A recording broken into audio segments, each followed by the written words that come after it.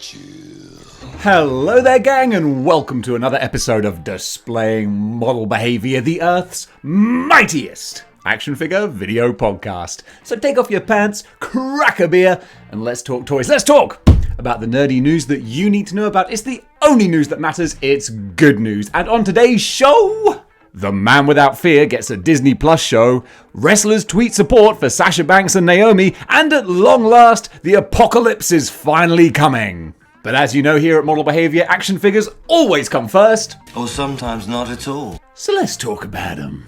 The last couple of days have been absolutely crazy with news, so I did previous videos about the Marvel Instagram live stream and also the Mezco Spider-Man reveals. I'll mention those later, but we've already dealt with those. Alright, so now we've got this backlog of news to cover. First of all, Optimus Prime revealed the Select Red Hulk. He was like, "Hey, what's up you guys? Optimus Prime here with another Marvel Legends Select Red Hulk reveal." I love my Optimus Prime voice. I'm not saying it's good, I just enjoy doing it. So they've shown us this Red Hulk, and it looks very much like a reuse of the Immortal Hulk body, I'm assuming. Stop me if I'm wrong. I don't want to be that guy who's putting falsehoods out into the world. Also don't want to be the guy who bothers to fact check before speaking. Man, that's kind of a double-edged sword, isn't it? But I'm pretty sure it's the Immortal Hulk body, but with the Red Hulk face, and that's about it. I don't think it's as much as they could have done, but also it makes perfect sense to reuse the Immortal Hulk body. It's a very, very popular body. People love the Immortal Hulk. With the Red Hulk, I think the grinning expression is great. Very Ed McGuinness. Very much like his original kind of initial appearance. It was great. Red Hulk was Thunderbolt Ross, and finally he had all this power to go one-on-one with the Hulk. It makes sense. It's perfectly captured there. The eyes, they're kind of like a goldy sort of color, and I feel like you maybe lose some of the nuance of the character when it's all sort of the same there. Maybe they could have done a bit more, but it's just pictures. So we don't know what it's really going to look like in the real life. Wow, words are hard today. You know what I'm saying. One thing that is missing, which is the same thing that's missing from the Marvel Legend one, is flames. Because that was the Red Hulk's gimmick. The angrier he got, the hotter he became, till he was like this flaming ball of rage muscle. It was pretty awesome. And of course, with the Legends Hulk, you could decorate him with the Ultimate Green Goblin bath flames. But that's something you could do as a kit bash. It would have been nice of Select to be like, "Hey, separate the men from the boys here. Hasbro, that's a nice Red Hulk. Let us show you how we do it properly." Whereas instead, it seems like Select went, "Hey, Marvel Legends, I see how you repainted your Hulk. We're going to do that too." So if you want a big bad Red Hulk, this could be a good one to go for. But if you have the Marvel Legends one already, I don't know if you really need the upgrade. But big news coming out of that reveal was a fun little exchange on Twitter, I think it was, or in a comments section, where someone was like, "Oh, Select, maybe you should stop revealing new figures and actually get back to giving us the Watchmen that you promised." I'm pretty sure that's how they would have said it if they were speaking as opposed to typing. I have the mutant ability to read things in the voice that people type them in. So know that in the comments section. So yeah, what was quite nice was that Select came back to this guy and was like, "Well, actually, the Watcher is still coming. We had some licensing production type issues, but we're ironing them out. The Watcher is still on the way. Expect to see him soon. And not only that, but the apocalypse is coming." This is what I was super excited about 6 months ago or so, whenever it was that they revealed the sketches, basically, of their Select apocalypse. And I was like, "Oh, yes!" So I instantly sold my Build-A-Figure apocalypse, because I was like, "Don't need this anymore!" And then we didn't hear anything. And I was like, "Can I have my apocalypse back, please?" So instead, I just thought, well, I'll wait. And now apparently, pre-orders are going up in July. That's like not far away. So I am so excited to see what this Select apocalypse is going to look like properly. We've got the sketches, which look like a brilliant, original, X-Factor looking apocalypse. It's Select, so he's going to be big. Oh, I'm so excited for this. So yeah, roll on July. Cannot wait to see what this guy looks like. Continuing with their Monster Mayhem... Try again.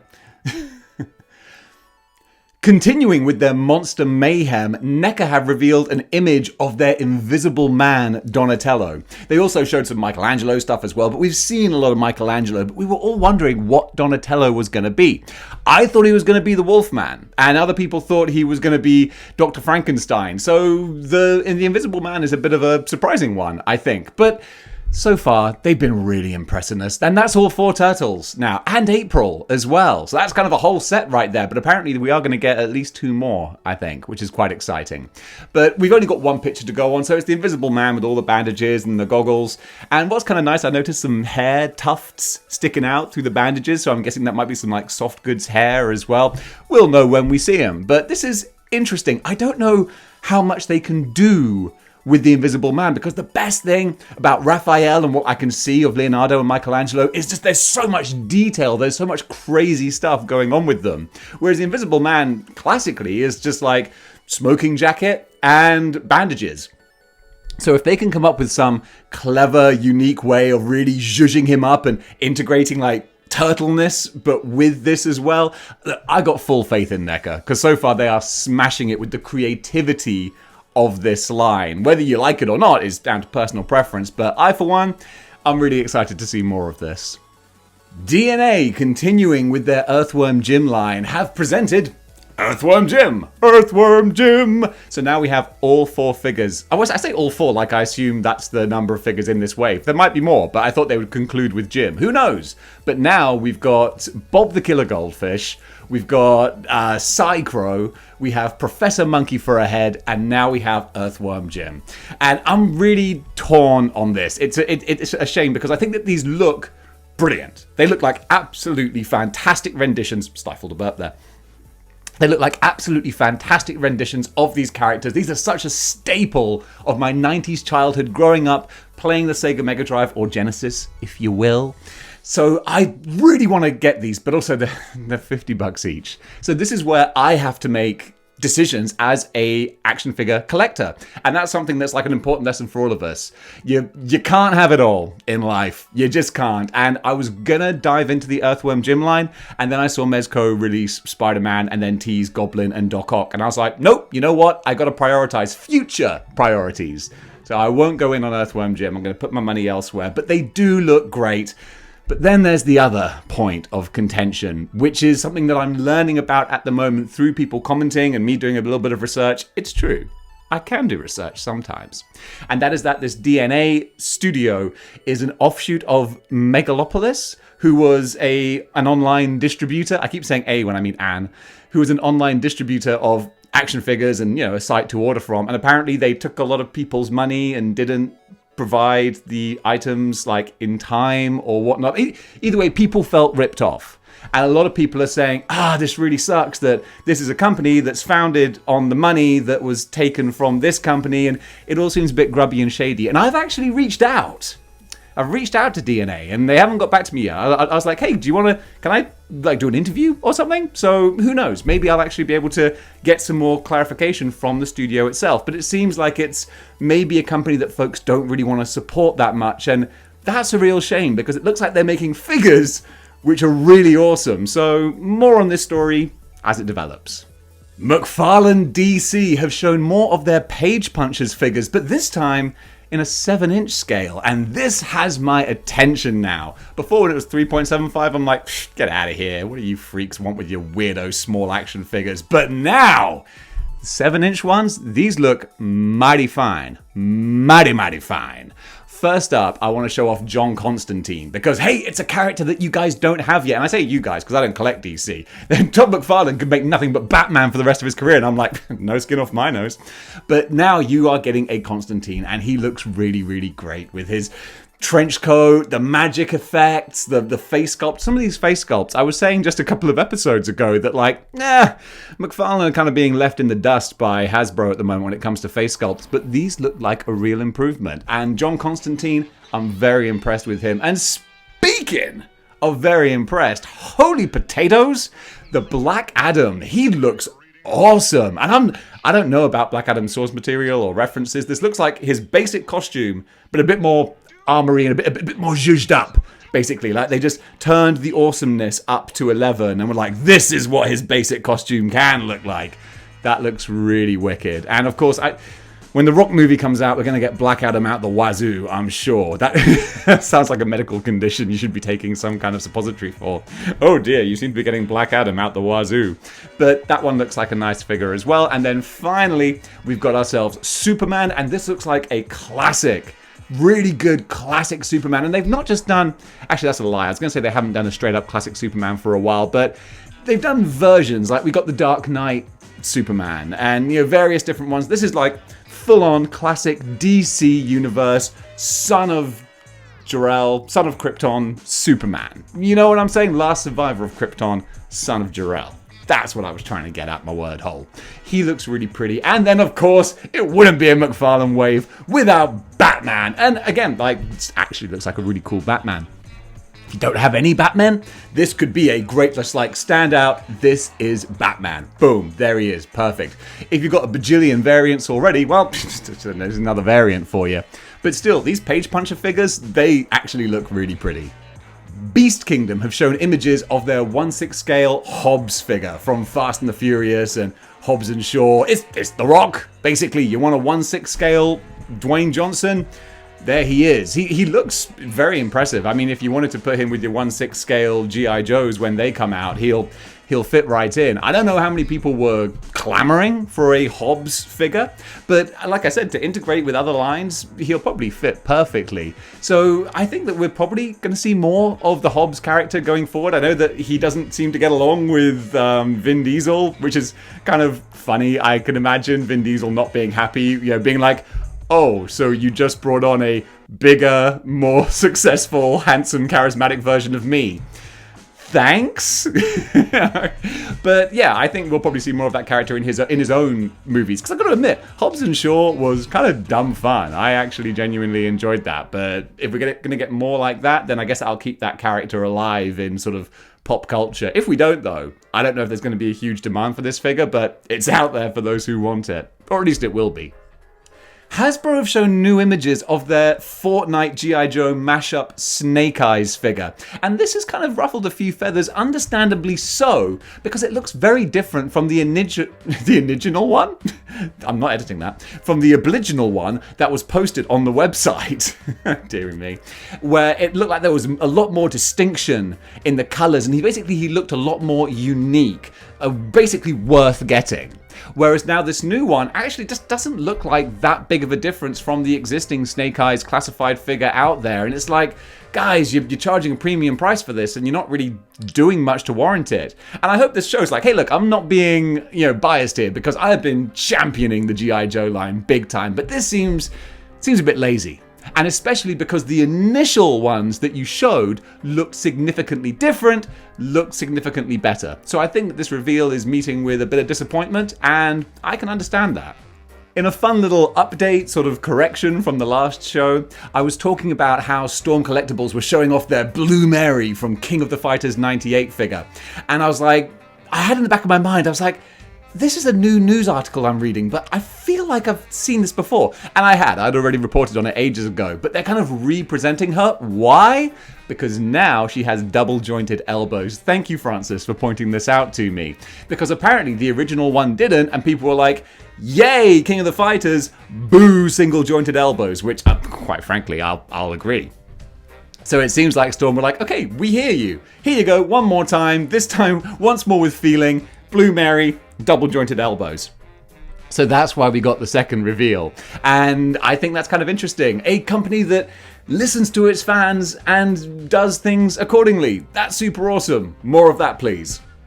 Speaking of corrections from the last episode, I was talking about how excited I was that McFarlane Toys were finally, at long last, after all these years, doing Doom figures. Yeah, they've been doing Doom figures for ages, actually. I just forgot.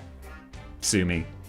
No, don't sue me, please. I'm just kidding. Like, Marvel have released a trailer for Marvel Snap, a video card game sort of thing. I can't comment on this for too long because I've never played turn-based card game type things before. It looks really pretty.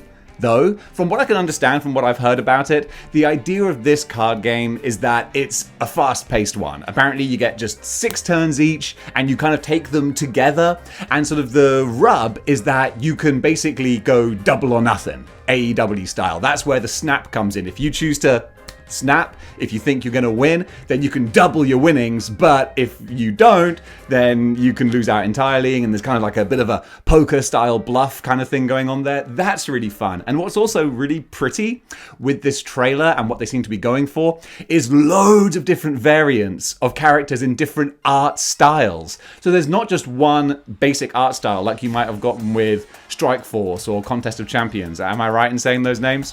Whereas this time it's like you got like an 8-bit style character, or super slick, or modern, or retro, all these different versions and looks. I think that's super fun. So if you're into your online type card games, this one's going to be for you. Not to be outdone though, Warner Brothers / DC have shown a big old trailer for their Multiverse game. And honestly, I'm still trying to figure out what this game is all about. Is it like a battle royale kind of thing? I think that might be the case. It looks like the characters are kind of pairing up in teams though, so that might have an angle to it. I literally just saw this trailer and I was like, this looks really pretty, and it's a whole bunch of multiverse type franchises. This is the age of the multiverse. I love the fact that now we've kind of established, like, just globally in pop culture, like, yeah, we know what the multiverse is. If we see Scooby-Doo and Batman together, that's not like a surprise. It's like, oh no, it's just a multiverse. So I love that that's just an accepted piece of pop culture now, because for comic book people, we're always like, yeah, multiverse, what? That's what it is. Whereas for your average audience, it's understandable that someone might go like, wait, why is Luke Skywalker teaming up with Jack Sparrow? How? What? Whereas now when you see that, you'll go like, oh, well, it's a multiverse. So that's really fun. And this trailer looks really fun. I love seeing the old Warner Brothers characters. To have the Tasmanian Devil teaming up with like Harley Quinn or something, I think that's sweet. That's really fun. So I'm going to keep an eye on this, what I'm guessing is a Battle Royale type game. Unless it's like a Smash Brothers type game. That would be really fun too. So either way, I'm gonna be watching this with interest. Over in comics news, DC have some big plans for Batman for the rest of the year. They're basically going to do a series of one-shots for each of his villains that are kind of modeled after and styled on The Killing Joke. I think with the idea being that The Killing Joke is like a 64-page premier example of like Batman's Joker at his best. Like if you were going to show someone one comic of like, who is this character? Well, look at this. They're going to try and do that for all of Batman's rogues gallery. And I think that could be really, really awesome. So, of course, look, you can't capture lightning in a bottle. You can't just go like, oh, Killing Joke was a masterpiece. Let's just make a whole other bunch of masterpieces. No, but that's the intention, at least. That's the goal of what they're going for. So throughout the rest of the year, we're going to get a series of 64-page one-shots, each featuring Batman and one of his greatest villains. And this sounds really cool. So these are all kind of subtitled One Bad Day, I think. And the idea, from what I can gather, is that the whole premise of The Killing Joke is that it would only take one bad day to turn a good person into the Joker. Basically, that was the Joker's kind of goal throughout that story. He wanted to drive Batman, or Commissioner Gordon specifically, into a crazed killer by giving them one bad day. And now we're going to get one bad day from each of Batman's villains. So at the moment, we're about to get Two-Face, and then after that, we're going to get One Bad Day featuring Bane. Then after him, we're going to get One Bad Day with Two-Face. Then it's going to be One Bad Day the Penguin, after which it's One Bad Day Mr. Freeze. Then, of course, you got to have Catwoman, so that's going to be interesting since she's not really a villainous villain. Then it's One Bad Day Clayface, and then finally, it's going to be One Bad Day Ra's al Ghul, or Ra's al Ghul, I never know the right pronunciation. But this is going to go all the way throughout the rest of this year and into 2023 as well. And you know me, I'm not a big DC guy, but I think for spotlight showcases like this, I might be on board. Speaking of Batman, DC have their ongoing series called Batman the Knight, which is a 10-issue limited series, which therefore means it's not ongoing. Well done, Dave. Where it tells stories from Batman's past. And issue 5, which has just come out, has a fun little sort of backstory with a young Bruce Wayne when he's doing his training with various masters and stuff. And a lot of sites have been sort of doing a little bit of a clickbaity thing, myself included, because it's just kind of fun, where it's like, DC makes Bruce Wayne bi-curious? And it's like, no, but it's a fun little scene nonetheless, where he's chatting to this guy who he's training with, and the guy seems to be flirting with him clearly, and there's a panel where Bruce Wayne kind of sort of leans in for an extended moment and a little open mouth hanging in the air, little breath, and it's like, was Bruce Wayne about to kiss that dude? And then the tension is broken when another character turns up, and it is then revealed that Bruce Wayne had stolen a little book out of this guy's jacket, which is apparently a little game that they were trying to play, see who could end up with the book. And Bruce was, of course, the winner because he's Bruce freaking Wayne, aka the Batman. But of course, the question still lingers in the air. Was Bruce leaning in for a kiss, or was he just going to try and steal that book? We don't know. But doing a fun little aside like this, that's kind of great. You can read into it whatever you want without changing the character's backstory. That for me is harmless fun, and I think it's awesome. Over in TV news, the She-Hulk trailer has dropped, and I, for one, I'm really excited by this. And that's coming from a guy who has not enjoyed the majority of the Disney Plus shows at all. I've spoken about this before, so I'm not going to bring you down on it, because you don't come to Model Behaviour for a downer, but in fairness, they ain't been great, most of them.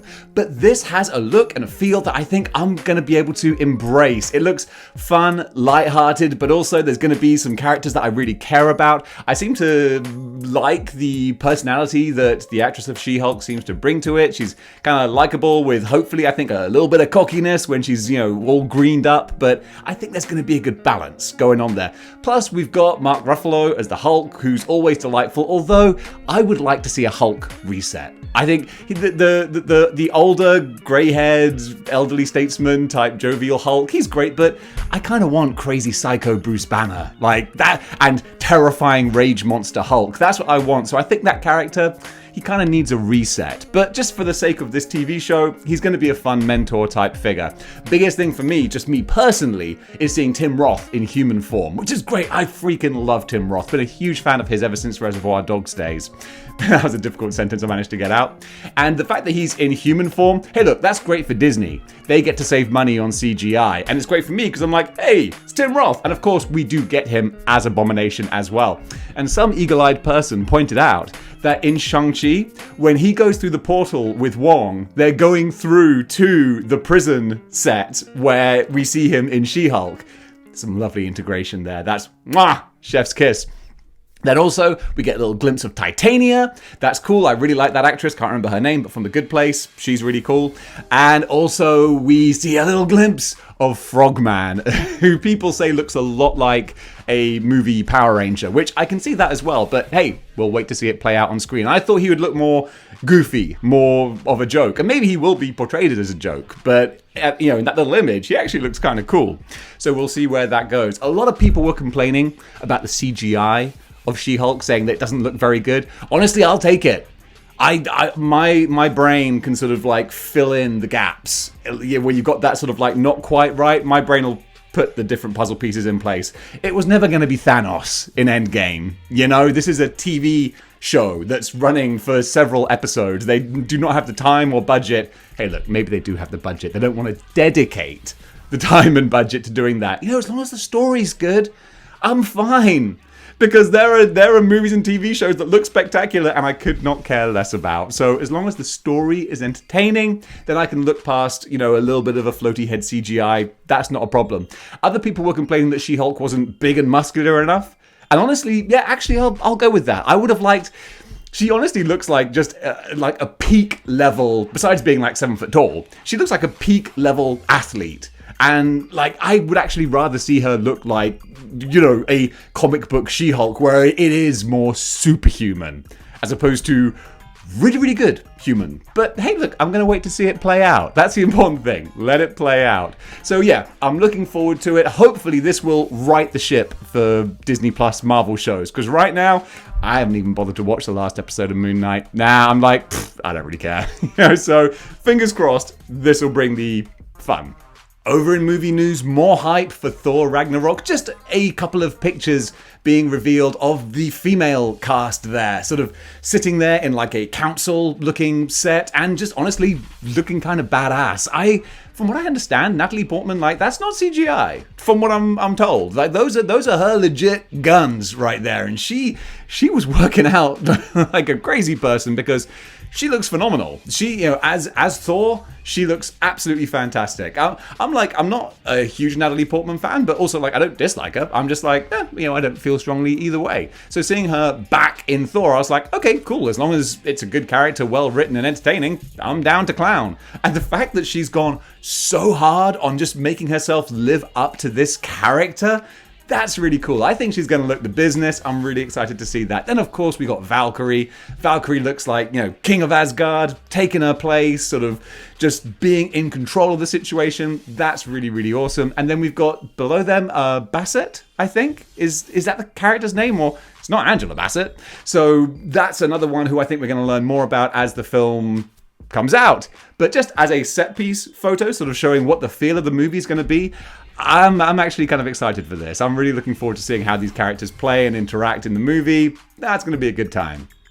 And in kind of general Marvel news, Marvel have secured the likeness rights of Stan Lee for another 20 years, which is like kind of great for me, for being a Marvel fan. Of course you want to have Stan Lee. It would be weird, like, to not be able to feature Stan Lee with Marvel properties because he is just like so synonymous. I'm not saying he's responsible for everything. I'm not one of those folks. I understand Jack Kirby, Steve Ditko, Romita. It was a whole collaboration, but Stan Lee has always been like the Walt Disney of Marvel, at least the figurehead, and it's so great to still have his likeness there for so many things. I'm sure that his family, his estate, wherever the money goes, they must be happy with the deal.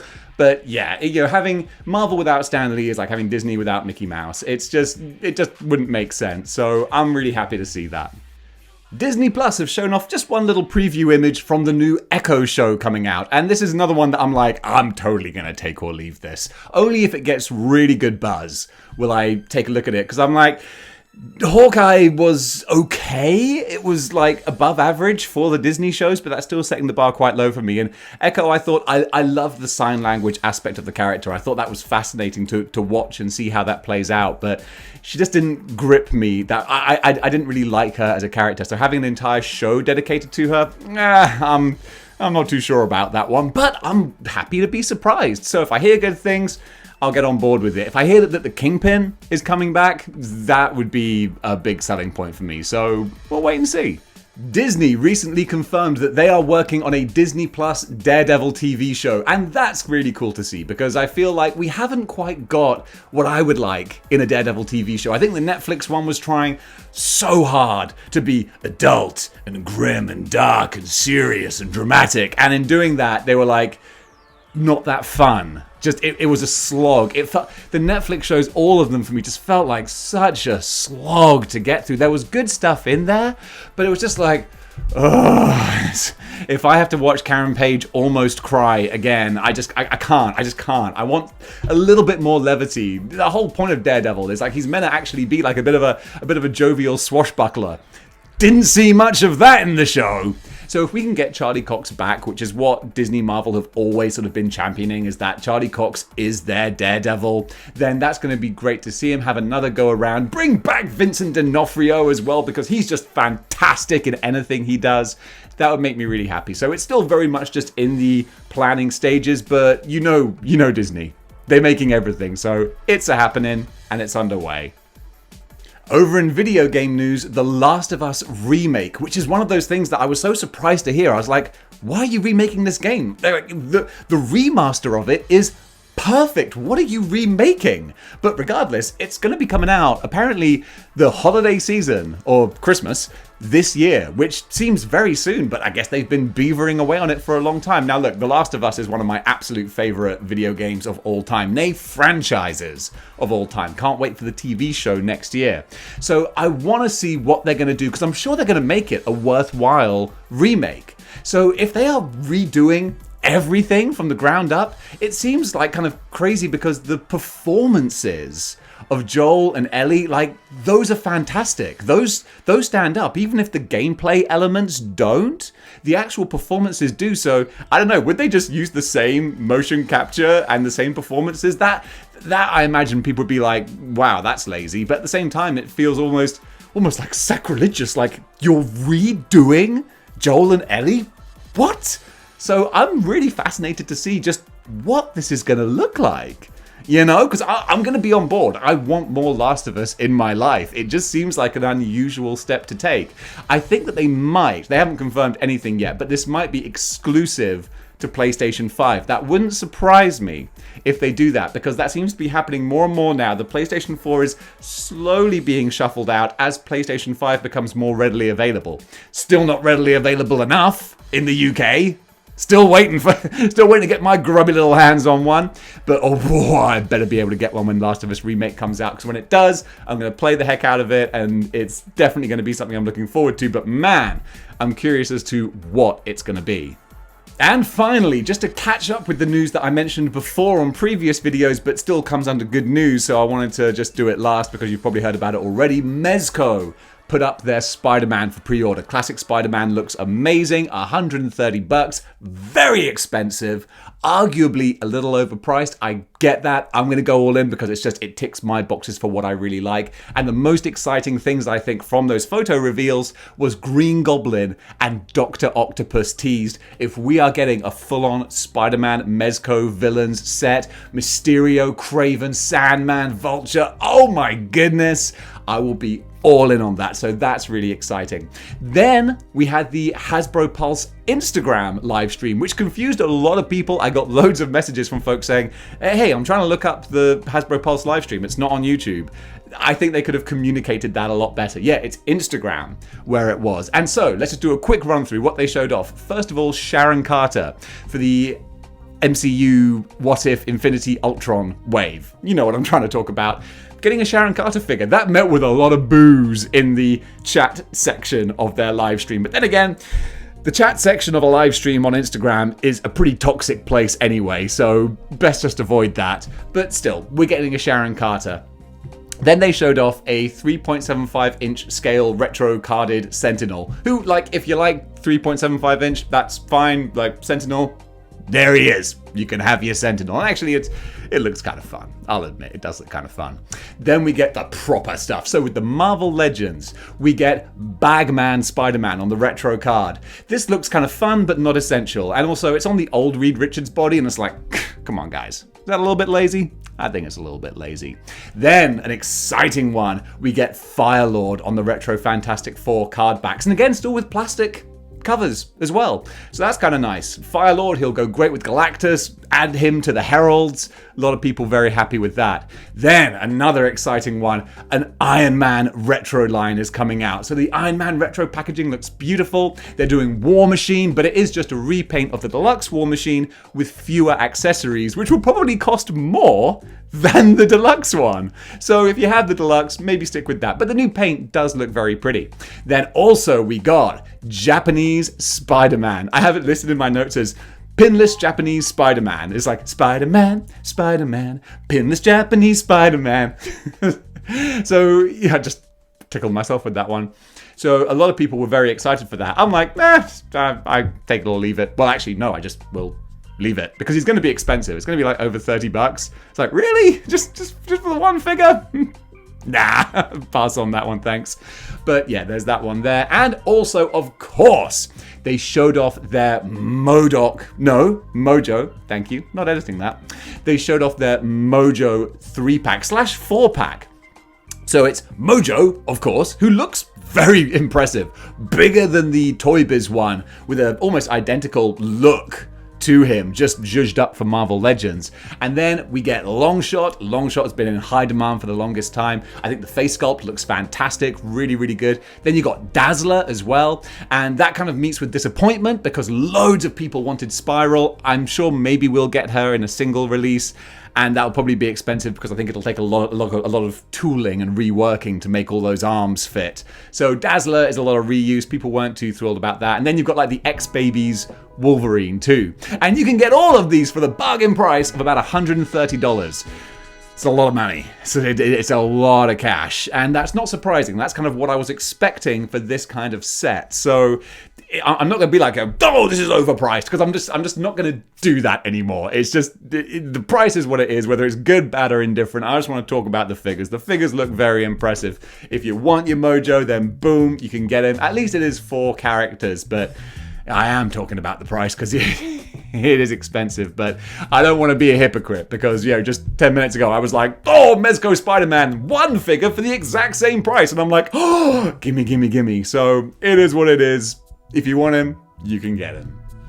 And folks, that does it for Good News for today. What did you think about the items covered? Comment below, let me know. And I'm catching up. I'm doing better with actually responding to every single comment. So thank you so much for taking the time to write. I read everything, and I am actually managing to comment and reply to most of them. So thank you so much for that, guys. I really appreciate the interaction. Speaking of interaction, if you want to support the channel, then you can do by going over either to patreon.com/displaying model behavior, toss a couple of bucks my way, and it just gives me more time to make these videos rather than going out and working at the pub. So I really appreciate that. The same goes for channel memberships. If you want to stay right here on YouTube, you can get a channel membership that will give you access to all the exclusive videos that are on the Patreon as well. Plus, you get the nice little channel member status type thing. So when you comment and reply on live streams and stuff, I can see like, boom, channel member. I'm going to take more credence in what they say, even if it's hurtful. I know you guys don't say hurtful things. Constructive things, yes, but never hurtful. So if you want to do that, thank you so much. Or just like, share, and subscribe. Join the 6-1 clicks. Or go over to teespring.com and grab yourself a Model Behavior t-shirt. Check the link in the description below. One more Shadimus Prime reference for the road. Guys, thanks very much. And until next time, keep displaying model behavior.